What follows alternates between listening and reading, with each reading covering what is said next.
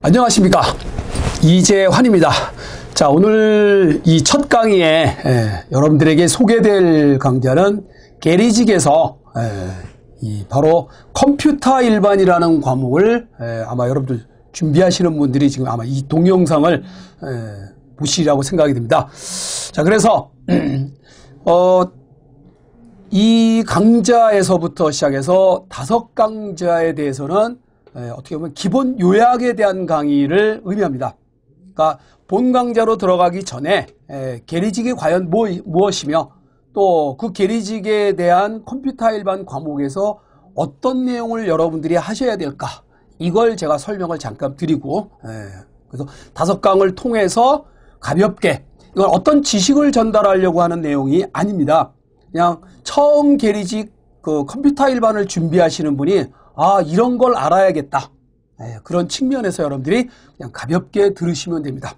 그리고 이제 정식으로 기본 강좌에 들어가서는 일일이 다 자세하게 설명을 드리도록 할게요. 자, 우선 게리직이라는 과목을 보면, 자, 우선 제 이름은 이재환이고요. 자, 게리직에 바로 컴퓨터 일반이라는 과목이 있습니다. 아마 또 다른 과목은 금융상식이 있겠죠. 그런데 이 컴퓨터 일반은 아마도 대개 이 게리직을 준비하는 분들이 비전공자인 분들이 굉장히 많습니다. 2년에 한 번씩 시험을 보면서 아마 몰아서 사람을 뽑는 그런 스타일이다 보니까 이 공무원의 그 전산직보다는 뽑는 인원이 많기 때문에 조금 많이 시험을 보리라고 생각이 되고요. 중요한 거는 시험 문제가 이제 어렵다는 둥, 쉽다는 둥, 이제 이렇게들 많이들 얘기가 나오시는데요. 일단 뽑는 인원이 상대적으로 기술직보다 많다 보니까 변별력을 높이기 위해서 문제가 조금 어렵습니다. 근데 사람들은 어려우니까 그거 좀 잘 강의해서 100점 맞으려고 하는 그런 분들이 계시는데요. 절대로 100점 맞을 수 있는 건 아닙니다. 그러니까 이 문제가 쉬워지면 변별력이 떨어지기 때문에 일부러 변별력을 높이기 위해서 문제의 수준을 높인 거라고 보시면 돼요. 남이 어려우면 나도 어렵고 남이 쉬우면 나도 쉬운 거예요. 그러니까 상대보다 하나라도 더 맞히기만 하면 된다라는 생각을 갖고 공부를 하시기 바랍니다. 쉽다고 해서 좋은 거 아니에요. 변별력이 없다 보니까 상당히 힘들어요, 오히려 더. 그래서 문제가 어려운 게 더 낫지 않을까 하는 생각이 들고요. 그래서 일단 컴퓨터 일반 과목의 5강에서 5가지에 대한 강좌로 여러분들 분리를 시켜서 이제 설명을 드릴게요. 그래서 첫 번째 제1강은 바로 여러분들이 정보 능력, 요즘 공기업이 NCS라는 과목으로 바뀌어가고 있습니다.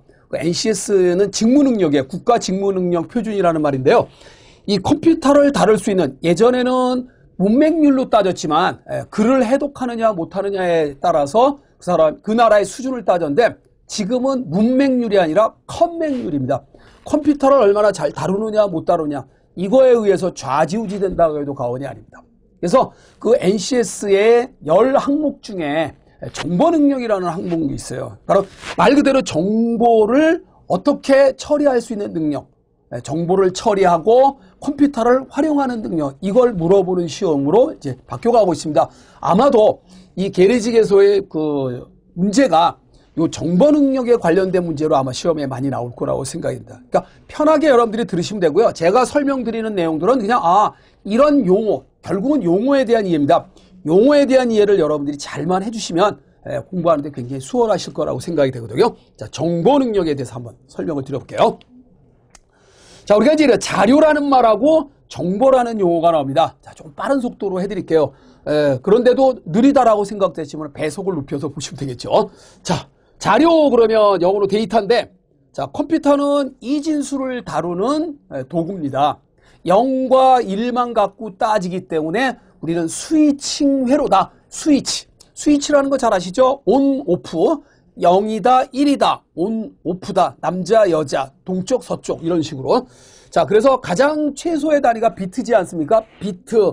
그 다음이 일정한 양이 모여서 니블이라는 단위가 생긴데요. 니블은 4비트를 의미합니다. 4비트. 4비트가 모여지면 니블이라고 그러고요.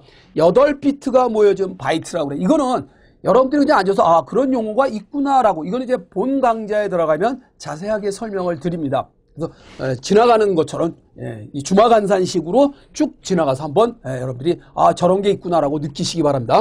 그 다음이 워드라는 용어하고 워드는 크기가 8, 16, 32, 64 이렇게 해서 이제 다양하게 구별하고요. 필드는 임의의 길이에요. 워드는 고정된 길인데 필드는 임의의 길입니다. 필드가 모이면 레코드가 모이면 우리가 제일 많이 쓰는 파일.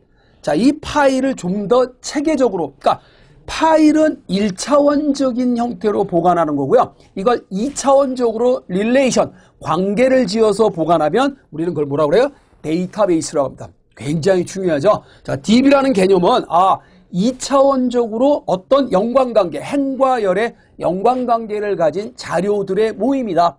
체계적인 자료의 모임, 데이터베이스라고 합니다. 파일을 많이 들어보셨겠죠? 그다음에 이제 정보라는, 그래서 예를 보면은, 자, 각각이 이진수잖아요? 그래서 저게 4개가 뭐예요? 니블입니다. 저거 4개를 읽으면 숫자 4가 되고요. 그 다음 4개를 읽으면 1이 되고, 그 다음 4개를 읽으면 4가 되고, 그 다음 4개를 B가 됩니다. 이게 11잖아요. 11를 16진수로 표현한 B. 그래서 4비트로 묶은 이유는 16진수로 표현하기 위한 하나의 방법이에요. 자, 이렇게 해서. 그런데 이거를 8비트씩 묶으면 어떻게 될까요? A라는 문자를 의미하는 겁니다. 저게요. 8비트가 바이트인데 바이트는 문자를 나타내기 위한 하나의 약속된 기호다라고 보시면 되겠죠. 그 다음에 4B. 이거는 외울 필요는 없습니다. 이건 약속을 해놓은 거기 때문에 코드값이라고 그러죠. K라는 문자에 대한 코드값이 4B라는 값을 갖고 있고요. 16진수로. 2진수로는 0100, 1011 이렇게 표시를 하죠. 자, 일단 밑에 거를 보니까 8개씩. 자, 밑에는 8. 그래서 8개씩 8비트가 모여서 한 바이트가 있는데 한 바이트의 의미는 뭐예요? 하나의 문자를 나타내기다. 이렇게. 그래서 요게 워드입니다. 요 지금 4바이트가 모이면 32비트 워드가 됩니다. 그 다음에 또 4바이트 단위로 모여지는데요. 자, 이게 전체로 해서 어떤 의미의 내용. 그래서 코리아라고 하는 영문자에 대한 코드값, 이진 코드가 컴퓨터에 이렇게 기억이 되어 있습니다. 여러분은 KOREA라고 문자를 쳤지만 이렇게 저장이 된다라고 생각을 하시라는 얘기죠. 자, 한번 볼까요?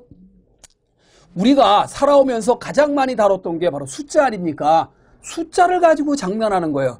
근데 그거를 좀 더 의미를 부여하자. 그래서 모든 숫자에다가 의미를 부여를 했어요. 물론 규칙이 있습니다. 그 규칙을 찾아야 돼요. 그래서 쉽게 조금 전에 했던 것처럼 대문자, 미국 사람이 쓰는 영문 대문자 A는 65번째 등록된 65라는 숫자하고 동일한 겁니다. 소문자에는 97이에요.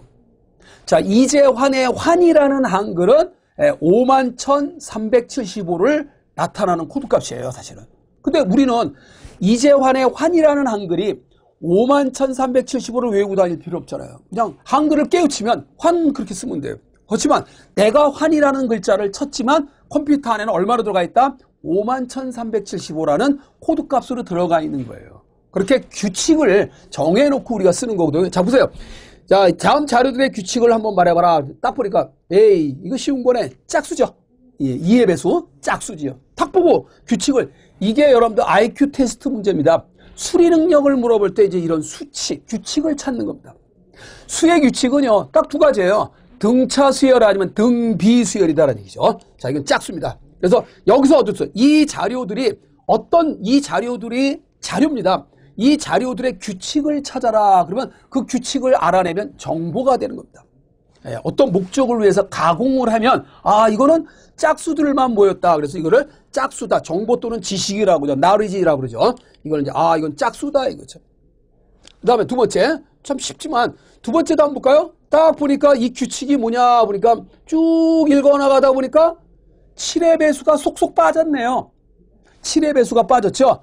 바꿔 얘기하면 여기에 써놓은 숫자들은 뭐예요? 7의 배수가 아닌 숫자들만 모여있죠. 그렇죠? 네, 자, 이렇게 해서 지금 다시 정리하면, 그래서 여러분들이 이 분류, 여러분들이 숫자들에 대한 규칙을 찾아라 그러면 이 수를 분류해서 생각하시면 됩니다. 그러면 답이 나와요.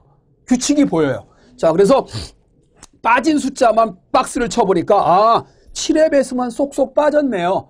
100까지 7의 배수가 아닌 숫자만 모여있죠. 그래서 규칙이 뭐냐라고 한다면 바로 이렇게 다시 써보네요. 다시 정리하니까 이렇게 규칙적으로 나오네요. 그죠?